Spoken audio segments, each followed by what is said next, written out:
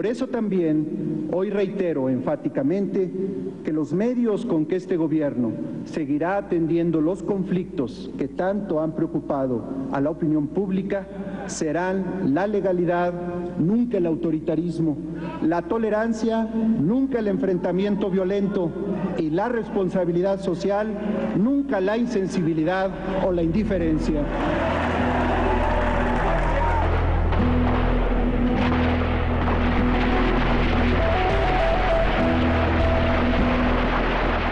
Todo el gobierno de Zedillo, que es de 95, fines de 94, 95 hasta el año 2000, es una guerra encubierta, con todos los recursos, división, repartir dinero, manipular, y por supuesto violencia.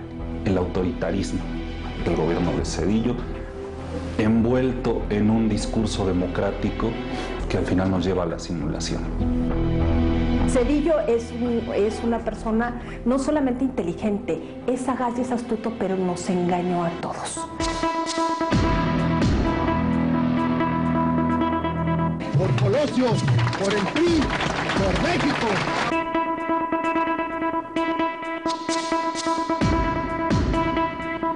Actuaremos con toda la fuerza del Estado.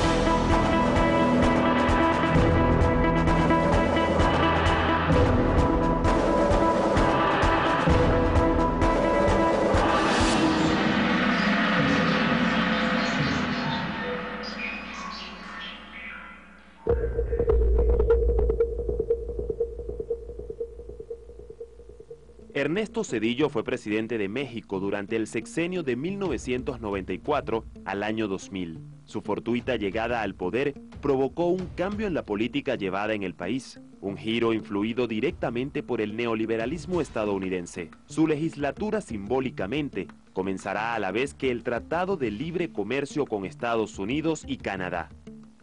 Zedillo, hay que recordar primero que llega a presidente, podemos hablar de un baño de sangre.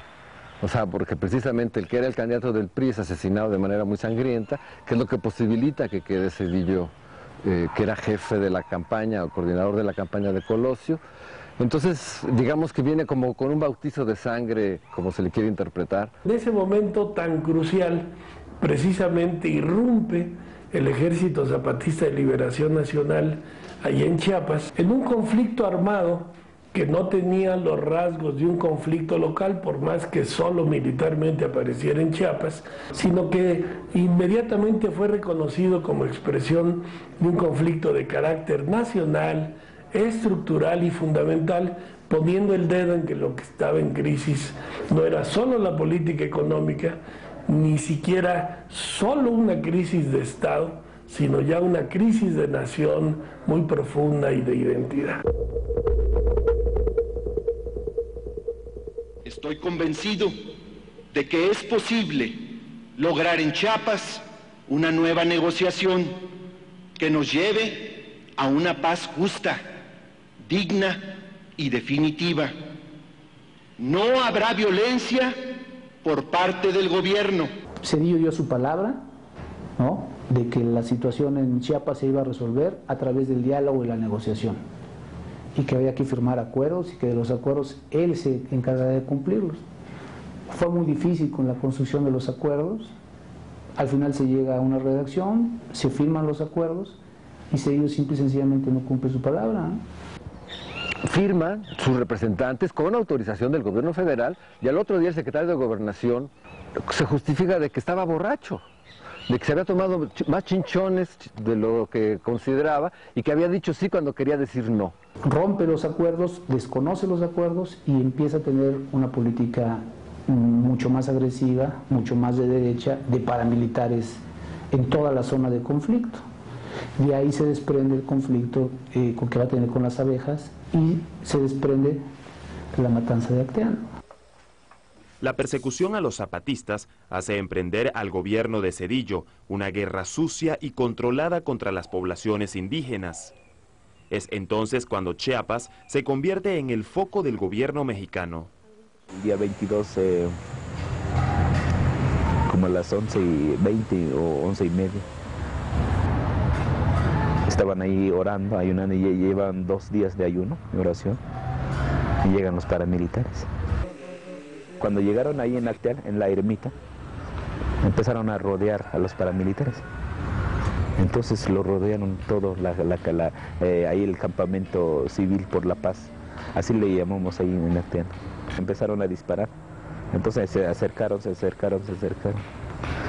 Pero como ahí los compañeros de que estaban ahí orando allá, ¿no? Entonces, pues ya no tenían dónde ir. Allí estuvieron, por eso ahí murieron esos compañeros, hombres y mujeres, niños, y los cuatro niños que aún no han nacido. Entonces así pasó la masacre. En realidad Zedillo no solo es responsable de la masacre de Acteal, es responsable de otras masacres. O sea, porque también en su gobierno y en ese mismo periodo es la masacre del Charco, suceden los hechos de los Losichas en Oaxaca. Entonces había una decisión de Estado de asesinar a los opositores indígenas, porque además es un genocida de indígenas. Yo creo que es un genocida que la libró muy bien. Tal vez porque mató indios, los indios siempre cuestan menos. Entonces es un presidente para la tradición moderna de México que se fue excepcionalmente bien del poder. Sociedad y gobierno están y seguirán unidos a fin de impedir que el terrorismo amenace las libertades de todos y que la violencia dañe los derechos de todos. Perseguiremos cada acto terrorista con toda nuestra capacidad y aplicando todo el rigor de la ley, invariablemente apegados al derecho, respetando las garantías individuales y los derechos humanos, actuaremos con toda la fuerza del Estado. El arranque de una estrategia de militarización, paramilitarización, contrainsurgencia, que evidentemente tenía todo el apoyo y el respaldo de tipo logístico y de inteligencia de Estados Unidos. Es decir, es el inicio de lo que después Fox continuaría. Nosotros no hablamos de grupos paramilitares, nosotros tenemos un enorme respeto por el ejército, pero además no hemos encontrado a un solo elemento del ejército participando en el adiestramiento, por ejemplo, en el adiestramiento de estos grupos. Les llamamos, para ser muy cuidadosos incluso con el léxico jurídico, organizaciones civiles probablemente armadas. Investigaciones periodísticas descubrieron diversas relaciones entre los grupos paramilitares y los jefes militares, cuyos nexos llegaban a las esferas más altas del poder mexicano. Que después de un proceso de varios meses de violencia, desplazamientos, destrucción de pueblos, se crean campamentos. De hecho, la masacre es en un campamento de refugiados. O sea, esa gente que está en el lugar donde los masacran, vivían en casuchas porque habían perdido sus casas y sus tierras en sus pueblos de origen, en esa misma zona. Entonces empieza a haber una hostilidad muy grande, un poco inexplicable, porque si el pleito es con los zapatistas, ¿por qué irse contra las abejas? Pero creo que el problema es que es para el paramilitar es más fácil matar al que no se va a defender. La violencia es por definición un acto criminal, y eso fue lo que ocurrió el día de ayer en Acteal. Un cruel, absurdo, inaceptable acto criminal que solo puede tener como respuesta la aplicación más firme y severa de la justicia. Cuando empezó el disparo de los paramilitares, a unos 200 metros estaban los de la policía, no sé, todos los de la gente de gobierno. Ahí está, y no hicieron nada. No hicieron nada. 45 personas, incluidas mujeres y niños, murieron en la matanza de Acteal. La política de contrainsurgencia del gobierno de Zedillo cargó contra comunidades indígenas pobres y defensores de derechos humanos.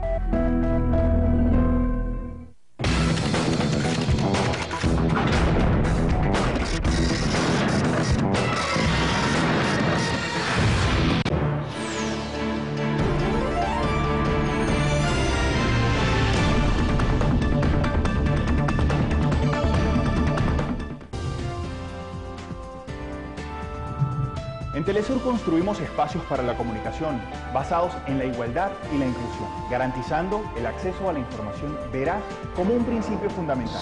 Solidaridad, respeto y compromiso social. Esas son nuestras premisas para contribuir a la integración de nuestros pueblos. Telesur, nuestro norte es el sur.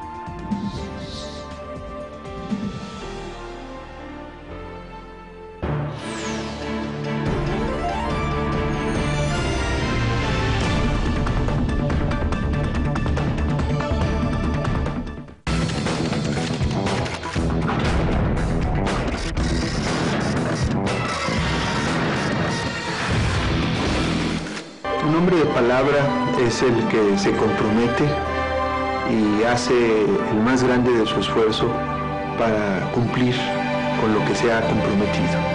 Yo soy un hombre de palabra.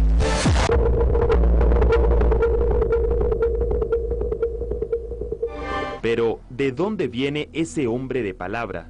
Él estudia en escuelas públicas todo el tiempo hasta la licenciatura y gracias a una beca sale del país, sale primero a estudiar una maestría y luego un doctorado. Será seguramente un estudiante sobresaliente, pero una vez llegado a los círculos del poder, sobre todo del poder financiero, del Banco de México, de la Secretaría de Hacienda, pues toda su carrera transcurre pagada por el gobierno mexicano. Esa es la manera como hasta la fecha los cuadros de los gobiernos, el pueblo de México le sigue pagando sus estudios en universidades extranjeras.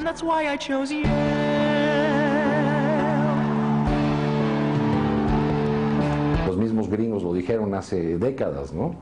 Pues ¿para qué nos peleamos con estos latinoamericanos? Mejor traigamos a sus hijos a que estudien en nuestras universidades para que así apliquen todas nuestras políticas, para que sean nuestros amigos. Él se benefició de este tipo de enfoque que tenemos en Yale, que es, necesitas un gobierno que ayude a perfeccionar a los mercados.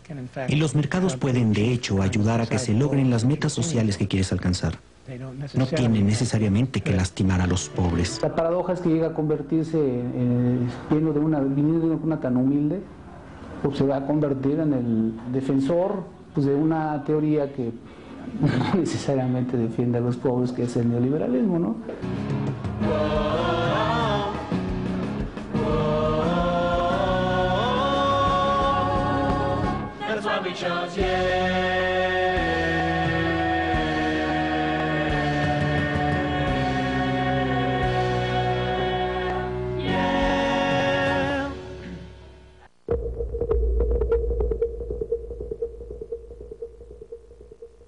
El problema no fue la devaluación de diciembre de 94, el problema fue la crisis financiera, la gran salida de capitales, ya en una circunstancia de prácticamente de insolvencia del país, un agotamiento de las reservas internacionales y la exigibilidad de todas estas obligaciones. México fue, por decirlo así, tristemente, pues el conejillo de Indias de la nueva globalización financiera en la que ahora vivimos. Lo que ocurrió es que las tasas de interés crecieron de manera impresionante. Pasaron de tasas de interés normales de 8 o 10% a 120%. ¿Qué fue lo que ocurrió? Pues lo que ocurrió es que todos los que teníamos deudas con casas, con automóviles, con deudas hipotecarias, perdimos, se nos duplicó, triplicó, cuatruplicó la parte de la deuda. Entre otros, la consecuencia fue que se dejó de pagar a los bancos. El gobierno de Zedillo es el primero que se entrega, podríamos decir, integralmente a los tiempos de la agenda norteamericana, siendo ya presidente Clinton. Entonces, la gestión entera de Zedillo es una gestión que está marcada por esta devaluación que trae el préstamo descomunal con Estados Unidos y que en realidad es un rescate, y inmediatamente el famoso FOBAPROA. El FOBAPROA es un programa de rescate bancario. Se protege a los bancos, se protegen las finanzas y la crisis recae pues, sobre los más desprotegidos, ¿no? Eso ocurrió. Entonces el FOBAPROA es un fondo que se crea para pagarle al banco, para capitalizar y pagar la deuda. Tenemos una deuda impresionante en miles de millones de dólares que no vamos a pagar, no sé, 40, 50 años, ¿no? Cedillo prometió que el rescate bancario costaría 18.000 millones de dólares, pero desde 1995 se han pagado intereses por más de 60.000 millones. La deuda sigue casi igual de intacta. Los mexicanos siguen pagando los 20.000 millones de dólares que destinó Estados Unidos, como los 30.000 millones que aportaron instituciones financieras internacionales hace ya más de 2 décadas. Con Ernesto Zedillo empieza, digamos, la gran transnacionalización de la banca mexicana. La venta de activos y de mucha infraestructura de la banca mexicana a grupos extranjeros. Y los beneficiarios, los principales beneficiarios de esa operación están en el Consejo de Administración de Televisa. Entonces ahí tienes muy claro el entramado, ¿no?, de favores y de intereses, ¿no? Todos los varones del dinero, nacionales y extranjeros, como haya sido, tenían una relación casi orgánica con Zedillo porque finalmente lo rescata. Estudios de la Procuraduría Fiscal Mexicana involucraron a Zedillo en las ventas y manipulaciones a través del Fobaproa. Una vez rescatados con dinero público, muchos de estos bancos pasaron a formar parte de entidades financieras, mientras Zedillo se convirtió en parte del Consejo de Administración. Así lo hizo con Banamex, formando parte ahora de la directiva de Citigroup.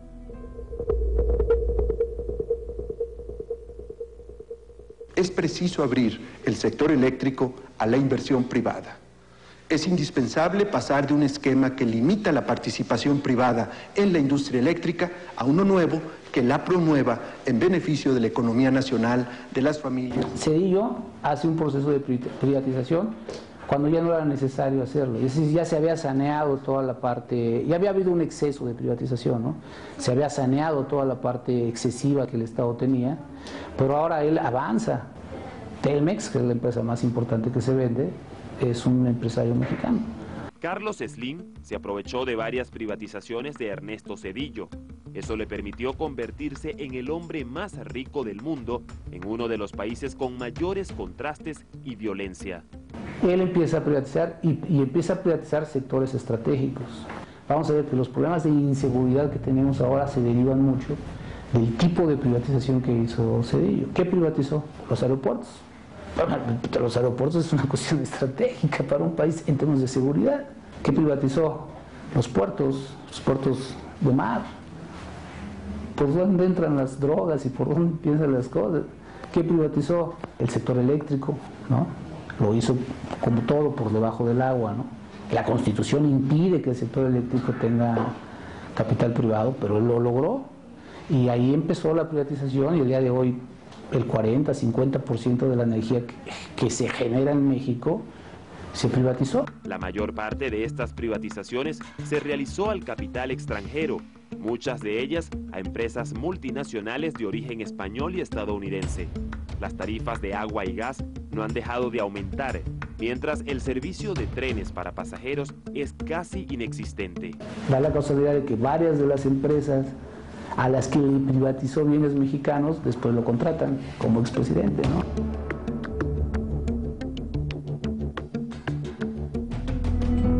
Las privatizaciones de empresas públicas mexicanas en favor de grupos de poder extranjeros provoca que el país dejase de controlar sus propios recursos. El precio de los alimentos comienzan a marcarse desde Estados Unidos, provocando el empobrecimiento de los campesinos y una crisis alimentaria que sigue afectando a gran parte de la población mexicana.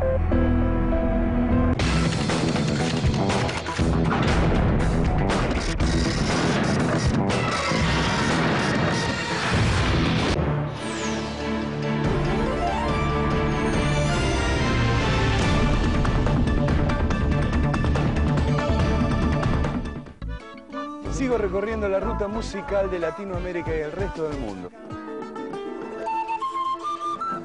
Sigo descubriendo los ritmos y la cultura que mueven a nuestros pueblos. MP3, música para el tercer milenio, todos los sábados solo por Telesur.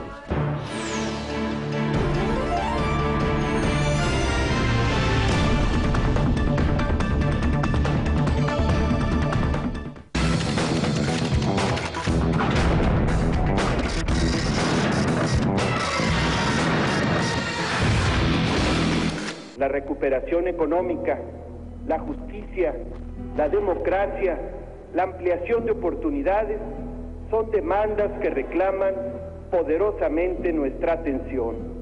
Cedillo construyó un puente de poder transeccional que hasta la fecha estamos viendo ahora con el regreso del PRI a la presidencia. Hay todavía muchos espacios de poder, tanto públicos como privados, donde Cedillo sigue siendo una sombra, sigue teniendo una fuerza muy importante.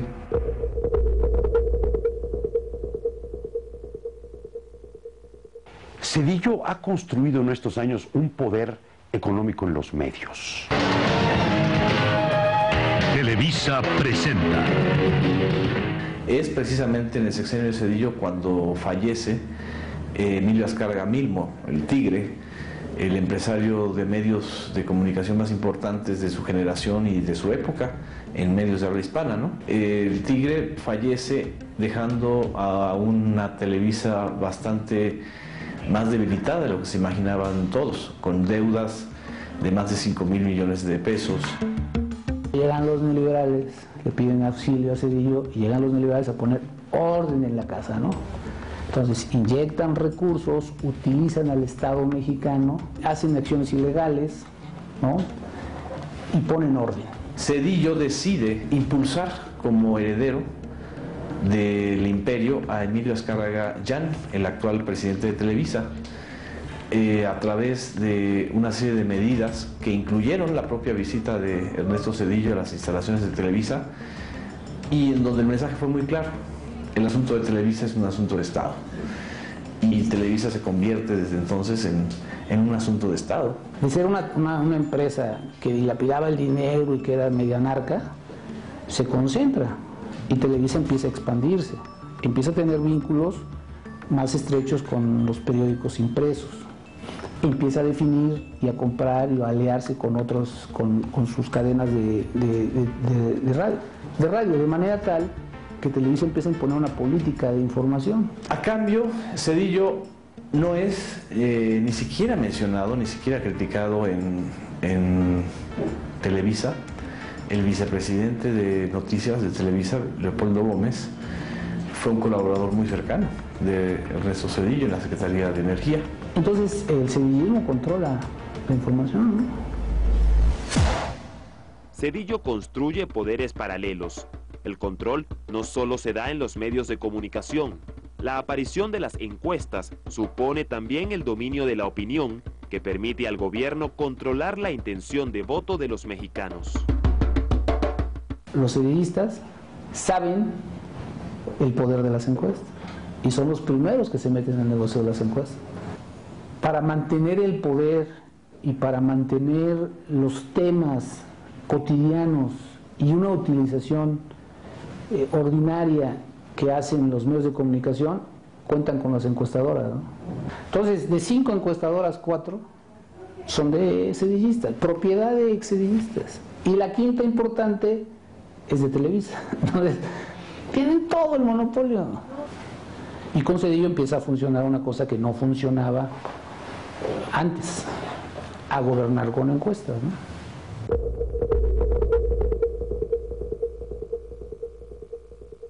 Sí protesto por Colosio, por el PRI, por México. Llega la toma de posesión el 1 de diciembre del 94 y él dice: vamos a reformar al Poder Judicial. La Suprema Corte de Justicia estaba conformada por elementos que venían de Cárdenas para acá, entonces había representantes de los presidentes anteriores, los habían nombrado, y lo que hace Cedillo es apoderarse de ese órgano, que es el órgano de justicia superior en México.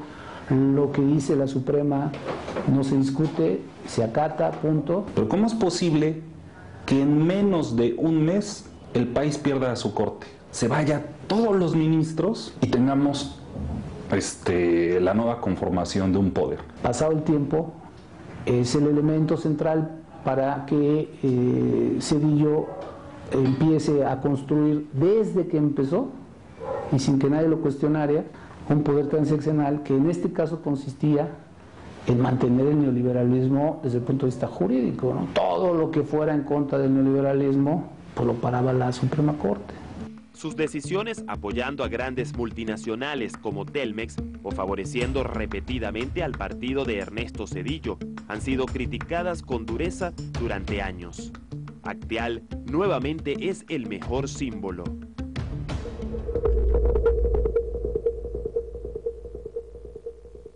La impunidad no podrá ser parte del futuro de México. Por eso seguiremos fortaleciendo nuestro sistema de justicia. Pero la impunidad seguía existiendo. Durante la celebración de los entierros por los muertos de Acteal, habitantes de la comunidad reconocieron entre los asistentes a los perpetradores de la matanza. Fueron detenidos, pero pasado un tiempo, la Corte de Justicia dejó a la mayoría en libertad con total impunidad. Algunos de los paramilitares que ya salieron, que fueron liberados, han confesado que sí llegaron a matar. Entonces, ¿cómo es posible que son inocentes? ¿Cómo es posible que la Suprema Corte de Justicia los liberó a esos responsables de la masacre de Acteal? De los ministros que resuelven el asunto de Acteal, permanecen varios de los que fueron designados originalmente por Ernesto Zedillo. No es confiable las instituciones gubernamentales aquí en México. No existe justicia. Para mí siempre ha sido una gran sorpresa que a pesar de esos delitos, Zedillo se fuera tan limpio. Ernesto Zedillo salió, no solo eso, salió como el garante de la democracia, porque es el que facilita que llegue la oposición. Que Zedillo sí logró repartir el poder entre la clase política y construir una nueva clase política también alrededor de él, y que ese pacto entre la clase política ha hecho que sea intocable. ¿Qué vino a mover las conciencias y las aguas? Pues la demanda que hay contra él en Estados Unidos por la matanza de Acteal. Y esa matanza de Acteal pues es la piedra en el zapato para Zedillo, ¿no? Medios de comunicación del mundo entero se hicieron eco de la demanda interpuesta a Ernesto Zedillo por estar involucrado en los asesinatos producidos en Acteal. La querella se llevó a cabo en Estados Unidos, país donde vive en la actualidad el exmandatario mexicano.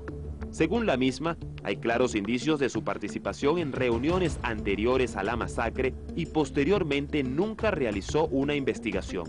Semanas después, el gobierno estadounidense le otorgaría una inmunidad gracias a la que no enfrentaría ninguno de los cargos.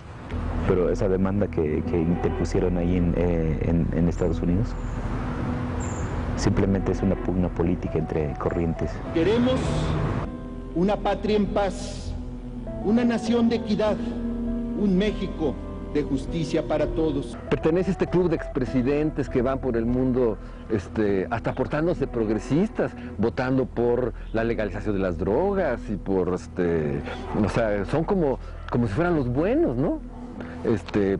Gente que viene de Colombia, que viene de, o sea, que tienen las manos llenas de sangre. Mas no podemos quedar callados, porque no, si quedamos callados,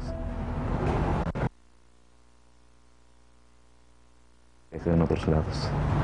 Entonces nuestro trabajo es seguir exigiendo la justicia. Ernesto Zedillo importó una nueva forma de gobernar México. El neoliberalismo explotó con fuerza, privatizando empresas y dejando al país con enormes desigualdades. Muchos consideran que su lucha indiscriminada contra los indígenas y las matanzas perpetradas contra ellos son un claro ejemplo de una política totalitarista. Ahora Zedillo es un empresario multimillonario, miembro de diversos consejos de administración de empresas que él mismo privatizó y profesor de la misma universidad que